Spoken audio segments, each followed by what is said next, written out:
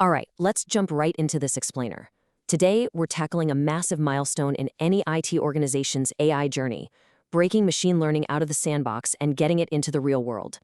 We're zeroing in on part 9 of the 10-part tutorial, Introduction to MLOps for IT Professionals.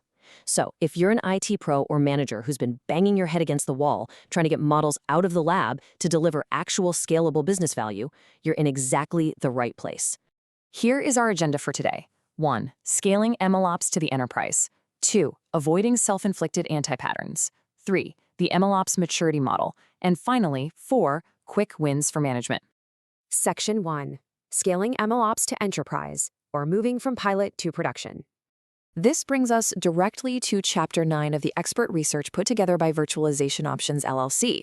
They're a really great technology research, education, and advisory organization based out in Colorado, and they designed this specific chapter directly for IT management.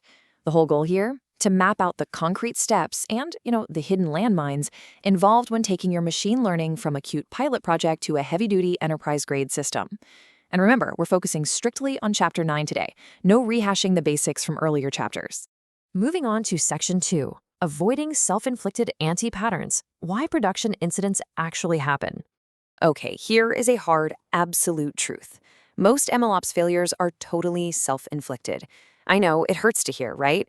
But according to the research, there are very specific anti-patterns that account for the vast majority of production ML incidents. But hey, the good news here? Because they are self-inflicted, they're entirely preventable. That is, if IT leaders can spot and squash these bad habits early on. So let's look at the first major pitfall. It's leaving your models in Jupyter notebooks for deployment. This is what we call notebook-driven production. And guys, it is a massive, glowing red flag for any IT infrastructure. Look, notebooks are absolutely fantastic, but they are meant exclusively for data exploration, not production. When you push them into production, they fall apart. Why? Well, they severely lack version control. They basically have zero automated testing capabilities, and they completely miss the crucial modularity you need for reliable software. You literally can't just swap out a broken part. So the golden rule here is absolute. Any model going into production must, without exception, be refactored out of a notebook and into a proper pipeline before deployment. All right, the second anti-pattern we need to aggressively root out is the incredibly risky practice of manual deployments. If human hands are actively moving files around to get a model live, your system is practically made of glass.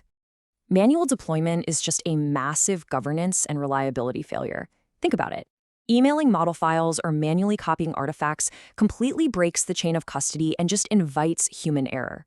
The standard you absolutely must hold your teams to is full automation. Every single deployment has to go through a heavily structured, fully auditable pipeline, no exceptions. If you want real enterprise reliability, that is. Now, the third self-inflicted wound is perhaps the most widespread issue across enterprise IT, the classic deploy and forget mentality. You've automated the deployment, the model is live, and the team just moves on. Big mistake.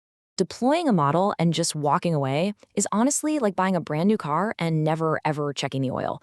It's actually the single most common MLOps failure mode out there. Without active post-deployment monitoring, your model's degradation goes completely undetected. Remember, machine learning models interact with a constantly changing world, so their accuracy naturally decays over time. If you aren't monitoring them, these issues only surface when the business impact becomes severe. And by then, visibility into those errors is dangerously delayed and usually highly public. Not a good look. All right, Section 3, the MLOps maturity model, mapping your path forward. So, let's diagnose your current setup. At level 1, which is basic MLOps, you might have a small team of 2 to 3 dedicated engineers. They're handling reproducible training and basic CI/CD, and maybe a model registry is implemented. But your monitoring? It's still entirely manual. Now compare that progression to level 2, full MLOps. This requires a platform team of 4 to 8 plus embedded ML engineers. Everything scales up. You've got full CI/CD and continuous training, automated retraining, and a feature store. Plus, you get automated evaluation gates, a self-service platform, and robust governance workflows. This level 2 state is where true enterprise reliability lives. Which brings us to Section 4, quick wins for management, or immediate steps to build buy-in. Listen, to actually get to that coveted level 2, you can't just flip a magic switch. You need to demonstrate highly visible progress to secure that all-important organizational buy-in. So here's the roadmap. In week 1, your immediate quick win is to simply mandate experiment tracking. Just stop the chaos. By month 1, establish a centralized model registry. And then, by month 3, your target is to automate your very first deployment pipeline. Visible progress is the currency of buy-in, and this exact 90-day roadmap delivers just that. As we wrap up this explainer, I want to leave you with a critical question to reflect on regarding the maturity, security, and scalability of your own machine learning infrastructure. Is your organization still deploying from notebooks and just crossing your fingers, or are you ready to take the disciplined steps toward full automated MLOps? The journey from pilot to enterprise is definitely challenging, but if you avoid those self-inflicted anti-patterns and follow a structured maturity model, it's absolutely within reach.